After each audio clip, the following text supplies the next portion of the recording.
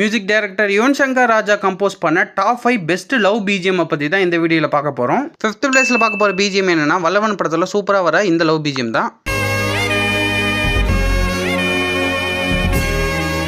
4th பிளேஸில் பார்க்க போகிற பிஜிஎம் என்னன்னா சண்டைக்கோழி படத்தில் வர சூப்பரான இந்த லவ் பிஜிஎம் தான்.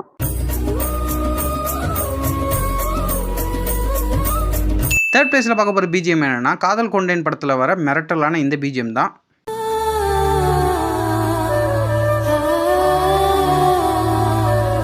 2nd பிளேஸில் பார்க்க போகிற பிஜிஎம் என்னன்னா கட்டழ தமிழ் படத்தில் வர இன்னைக்கும் கல்ட் கிளாசிக்காக இருக்கிற இந்த பிஜிஎம் தான்.